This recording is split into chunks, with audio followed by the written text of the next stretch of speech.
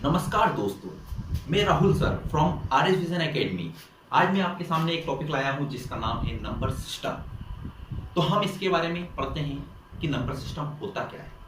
तो सबसे पहले हम बात करते हैं नंबर यानी संख्या।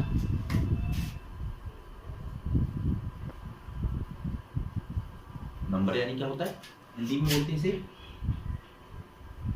संख्या, जो कि 1 2 3 4 5 6 7 8 9 और 9 के बाद हम आगे उससे बढ़ाते जाते हैं, ठीक है ना।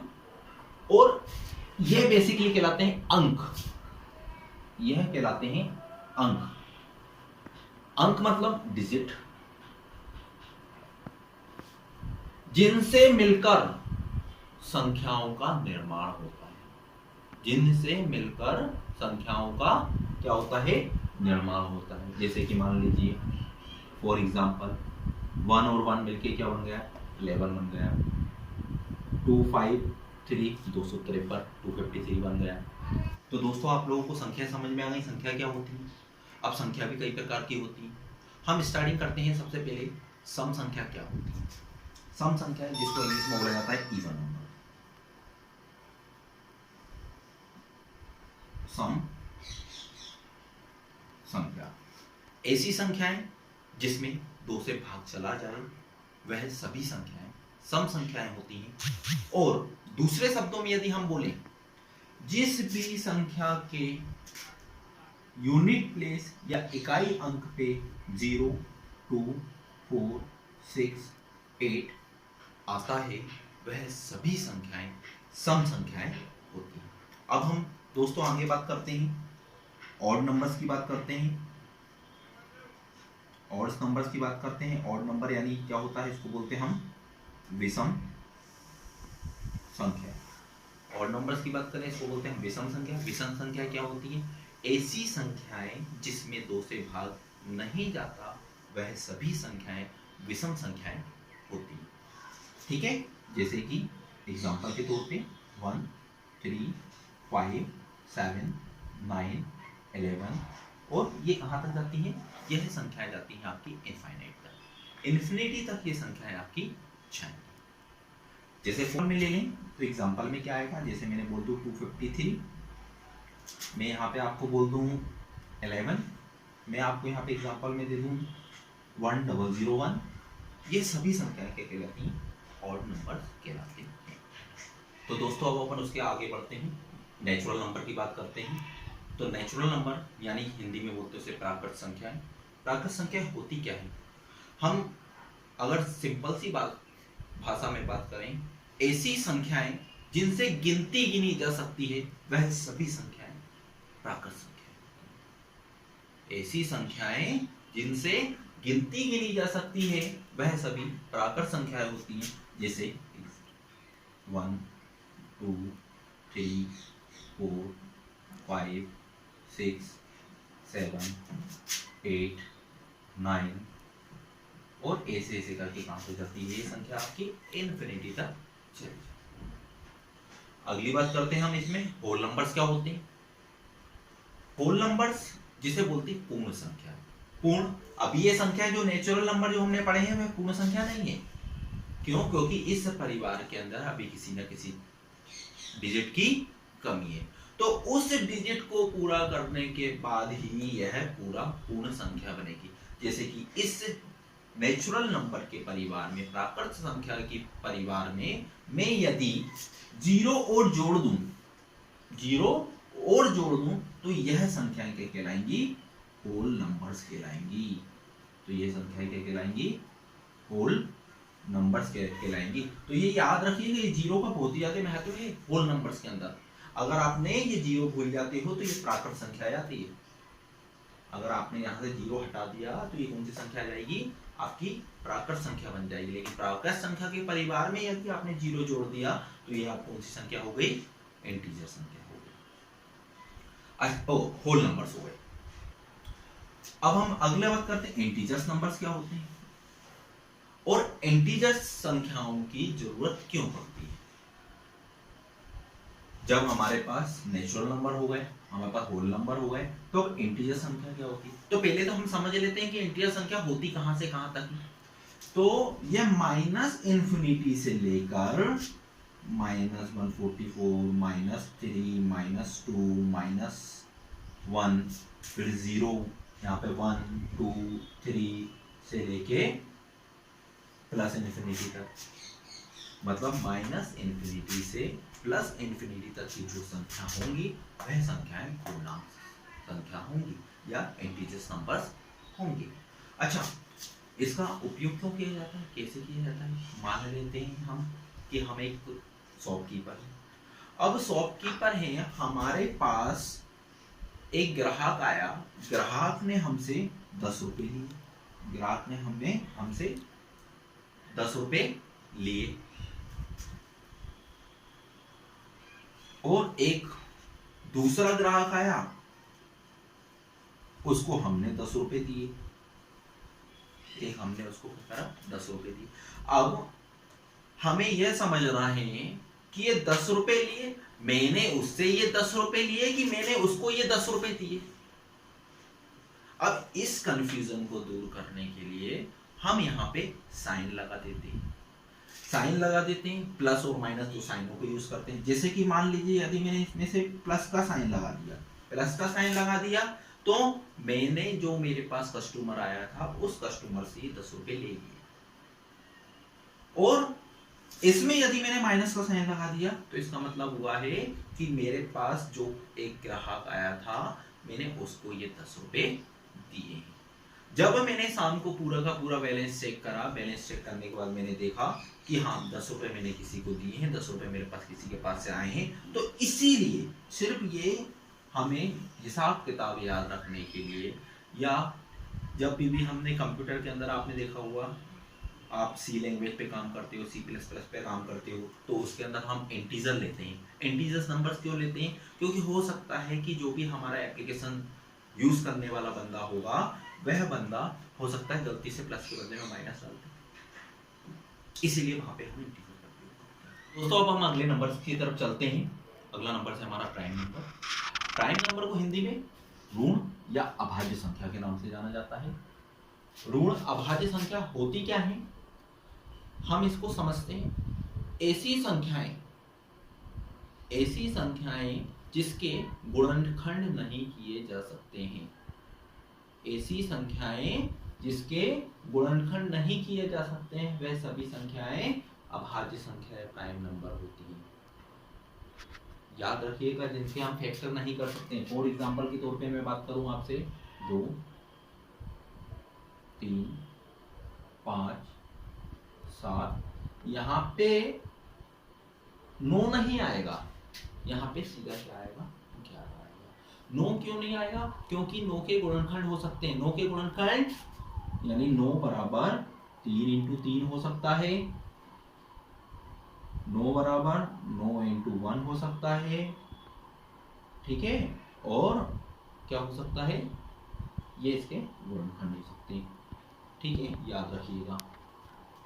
तो दोस्तों 11 होगा, 13 होगा, फिर कितना होगा यहाँ पे, फिर आपका यहाँ पे सीधे 17 होगा, फिर आपका 19 होगा, फिर आपका 23 होगा।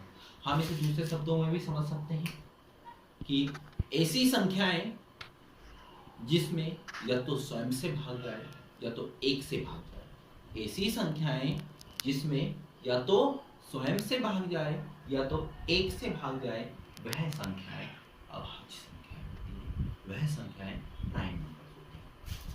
अगले नंबर्स की बात करते हैं हम। अगला नंबर है हमारा कंपोजिट नंबर, जिसको हिंदी में कहा जाता है यौगिक या भाज्य संख्याएं।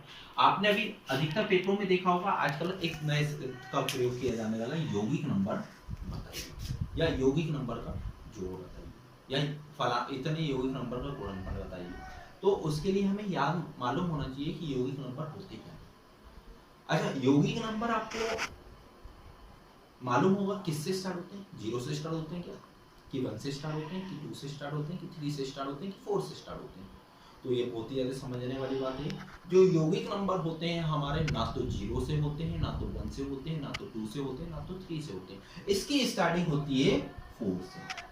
इसकी स्टार्टिंग किससे होती है? 4 से, 6 से, 8, 9, 10, 12, 14, 15, कहाँ तक? ये इंफिनिटी तक जाते हैं आपके ये नंबर। आपको ये चीज याद रखनी है कि कंपोजिट नंबर जो होते हैं इसके गुणनखंड, इसके फैक्टर किए जा सकते हैं। यौगिक नंबरों के फैक्टर किए जा सकते हैं। अब जैसे कि मैं बात करूं 27, 27 के फैक्टर हो रहे हैं, बिल्कुल हो रहे हैं। कैसे हो रहे हैं हम समझ लेते हैं। एक तो 3 इंटू 3 इंटू 3 27 होता है। एक 9 इंटू 3 27 होता है। एक 27 इंटू 1 27 होता है, याद रखिएगा। ठीक है, अब हम इसके कुछ महत्वपूर्ण पॉइंटों की बात कर लेते हैं। तो महत्वपूर्ण पॉइंट क्या क्या होते हैं, इसके नोट डाल के लिखना है हमें नोट डाल के लिखना है कि इसमें सबसे पहला पॉइंट है कि 0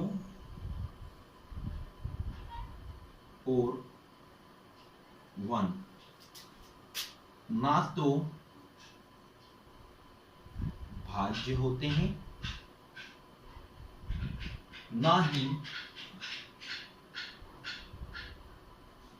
अभाज्य होते हैं। पहला पॉइंट। दूसरा पॉइंट है हमारा, 2 सबसे छोटा या सबसे छोटी अभाज्य संख्या होती है। तीसरा पॉइंट लिखेंगे हम इसमें, 2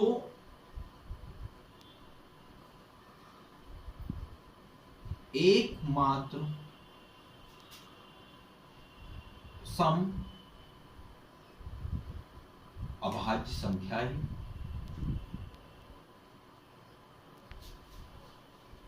चौथा पॉइंट डालेंगे हम, 3 सबसे छोटी विषम अभाज्य संख्या है। पांचवा पॉइंट डालेंगे, 4 सबसे छोटा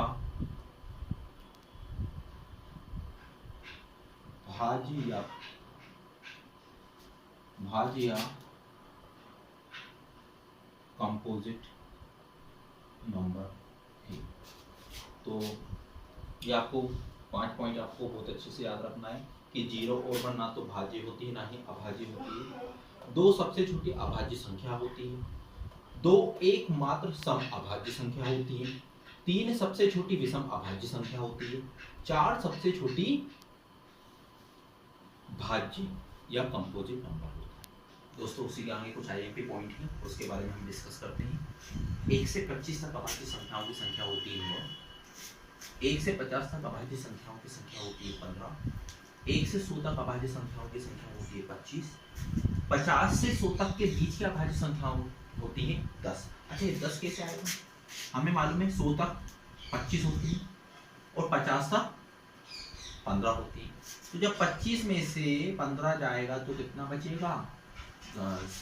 तो ये आ गया दोस्तों 10 कैसे आया? 10 कैसे आया? अच्छा, अगले की बात करते हैं, 25 से 50 तक की संख्याओं। तो 25 से 50 तक हमें मालूम है 50 में कितनी होती है, तो 50 में हमें मालूम है 50 में होती है 15। और 1 से 25 तक कितनी होती है? 1 से 25 तक होती है आपकी 9। तो यहाँ पे कितना हो गया? 15 में से 9 गया, कितना बचा? 6। आप देख सकते हैं 6 पे आ चुका है। तो को प्राइम नंबर्स जिसे बोलते हैं असह भाज्य संख्याएं होती क्या है? ये संख्याएं हमें उसके बारे में समझना है। यह संख्याएं वह संख्याएं होती हैं जिनके बीच का महत्तम समावर्तक, किन्हीं भी दो संख्याओं के बीच का महत्तम समावर्तक कितना हो? 1 निकले, वह संख्याएं को प्राइम नंबर्स कहलाती हैं। जैसे कि 3 और 5। 3 और 5 में अगर हम भाग देना चाहें तो सिर्फ 3 में हम 1 से 3 में भाग दे सकते हैं, 1 से 5 में 5 बार में भाग दे सकते हैं, सिर्फ एक ही से भाग दिया जाता है। हम दूसरी संख्या ले लेते हैं 4 13, यहाँ पे भी देखेंगे दोनों के बीच में कुछ कॉमन नहीं आ रहा है। एक और संख्या ले लेते हैं 5 9,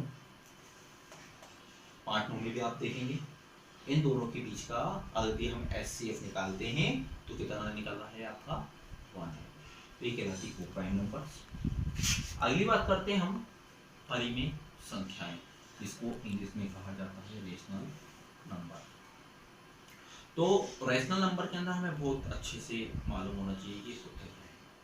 तो वह नंबर जिसको P अपॉन Q के फॉर्म में लिखा जाता है वह सभी नंबर रेशनल नंबर की कैटेगरी में आते हैं। वह नंबर जिनको P अपॉन Q के फॉर्म में लिखा जाता है वह सभी नंबर किस कैटेगरी में जाते हैं, रेशनल नंबर। यहाँ पे कंडीशन भी है, Q is not equal to 0। Q जो है 0 के बराबर नहीं होना चाहिए, Q 0 के बराबर नहीं होना चाहिए। अब मैं आपको फॉर एग्जांपल में बताता हूँ, 1/3 ये आपका रेशनल नंबर है, 2/3 ये आपका रेशनल नंबर है, 5/4 यहाँ पे ये आपका रेशनल नंबर है। ठीक है, परिमेय संख्या है, मतलब ऐसी संख्याएं जिसको भाग देने पर रिपीटेशन आता है, ऐसी संख्याएं जिसको भाग देने पर रिपीटेशन आता है, दशमलव के बाद भी संख्याएं एक के बाद एक रिपीट होती जाती हैं, तो वह सभी संख्याएं याद रखिएगा परिमेय संख्या की कैटेगरी में आएंगी। वह सभी संख्या किस कैटेगरी में आएंगी, परिमेय संख्या की कैटेगरी में आएंगी। यहाँ पे हम बात करें दो भी एक प्रकार की परिमेय संख्या है। क्यों है, क्योंकि जब हम 2 के नीचे 1 लगा देते हैं तो अंश और हम, अगर मैं बात करूं 0/3 ये भी एक परिमेय संख्या है, लेकिन यदि मैं उसको उल्टा कर दूं 3/0 कर दूं तो यह गलत हो जाएगा, क्योंकि हमने पहले कंडीशन में पढ़ लिया है Q is not equal to 0, Q 0 के बराबर नहीं होना चाहिए, इसलिए ये गलत है।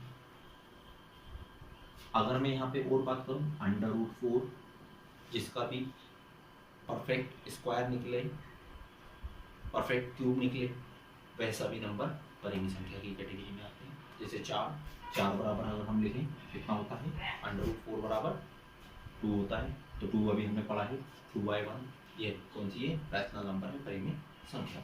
अगली बात करते हैं irrational number. Irrational number simple सी भाषा में यदि हम बात करें कि जो P अपॉन Q के फॉर्म में नहीं होती है, वे सभी संख्याएं रेशनल नंबर। इसका सबसे बड़ा एग्जांपल है एक होता है पाई, इसका सबसे बड़ा एग्जांपल है पाई। पाई कैसा नंबर है, तो पाई याद रखना है हमें, पाई जो है एक अपरिमेय संख्या है, इर्रेशनल नंबर है, इसे बहुत अच्छे से याद रखना। इसके बाद ऐसी संख्या है या ऐसे वर्गमूल या ऐसे घनमूल जिसका परफेक्ट मान नहीं आता है, परफेक्ट वैल्यू नहीं आती, जैसे कि मैं बात करूं √2, √3, √5, √7, √11, ये सभी संख्याएं क्या है आपकी इर्रेशनल नंबर होती है। अब हम बात करते हैं रियल नंबर और वास्तविक संख्या क्या होती है, ये बहुत अच्छी बात है। तो रियल नंबर और वास्तविक संख्या क्या होती है, यहाँ पे अपन बात करते हैं rational number plus irrational number को यदि मिला दिया जाए तो इनसे मिलकर जो बनती हैं वह संख्या कौन सी बनती हैं, रियल नंबर। मतलब इसके एग्जाम्पल और इसके एग्जाम्पल, इन दोनों के एग्जाम्पलों को ले लोगे तो आपका रियल नंबर वास्तविक संख्या आ जाएंगी। तो दोस्तों जितनी भी चीजें नंबर्स के अंदर समझने वाली थी वो मैं अपन ने पूरी की पूरी समझ ली है। अब अपन अपने नेक्स्ट टॉपिक में जो पेपर में क्वेश्चंस आते हैं, जो पेपर के लिए बहुत ही ज्यादा महत्वपूर्ण क्वेश्चंस होते हैं, उनको कवर करेंगे और कवर करने के साथ साथ उनके बारे में अपन नई नई ट्रिक्स जानेंगे कि उनको कैसे हम इजी वे में पेपर के अंदर सॉल्व कर सकते हैं। दोस्तों अब आप हमारे चैनल को सब्सक्राइब कर लीजिए। यदि आपने अब तक सब्सक्राइब नहीं किया है तो सबसे पहले जाइए, आप एक रेड बटन दिखेगा, रेड बटन पर सब्सक्राइब कीजिए और एक बेल आइकॉन रहेगा, बेल आइकॉन पे भी क्लिक कर दीजिए, जिससे कि जो आने वाले नए वीडियोस हैं वो उनके बारे में आपको नोटिफिकेशन आपके पास तुरंत आ जाए और आप उन्हें देखना ना भूलें। Thank you.